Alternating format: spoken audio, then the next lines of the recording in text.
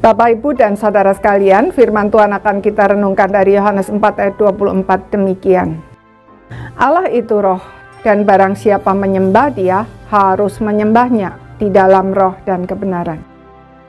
Saudara-saudara sekalian, banyak orang suka memperdebatkan tentang tempat ibadah, liturgi, simbol-simbol ibadah, dan semua yang bersifat lahiriah.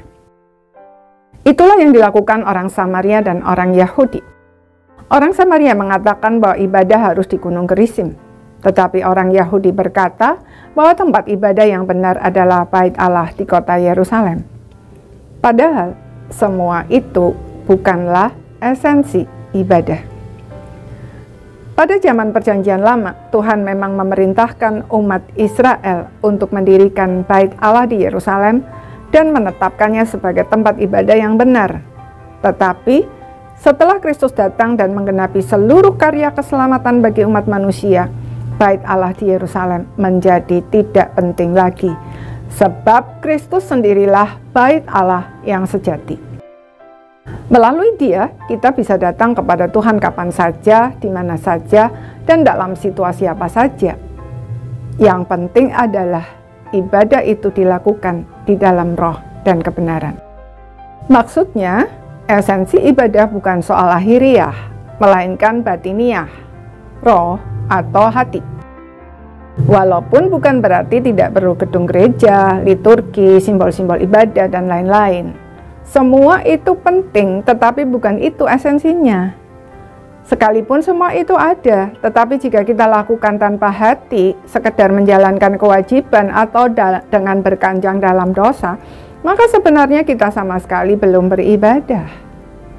Melalui Nabi Yesaya, Tuhan bahkan pernah menegur umat Israel yang melakukan ibadah mereka tanpa hati sebagai perbuatan yang menjijikkan di mata Tuhan.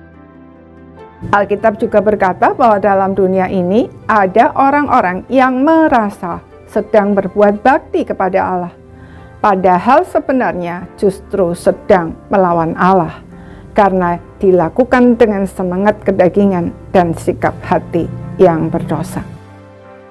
Ibadah sejati dilakukan di dalam roh dan kebenaran. Artinya, sikap hati kita harus benar, percaya, dan menerima Kristus sebagai satu-satunya Tuhan dan Juru Selamat pribadi, serta hidup menurut firman Tuhan.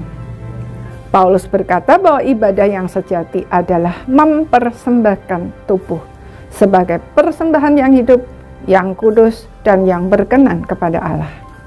Dengan kata lain, ibadah bukan hanya ketika kebaktian di gereja atau melakukan berbagai aktivitas gerejawi, berdoa, dan membaca Alkitab, melainkan mencakup seluruh aspek hidup kita yang kita persembahkan kepada Tuhan. Ketika kita bekerja, melakukan perjalanan, kegiatan sosial, berekreasi, bahkan tidur, semuanya merupakan ibadah. Karena itu, mari kita jalani hidup kita dengan kesadaran penuh bahwa kita sedang mempersembahkan ibadah kepada Allah. Dengan demikian, hidup kita berkenan kepada Tuhan dan menjadi berkat bagi sesama. Amin.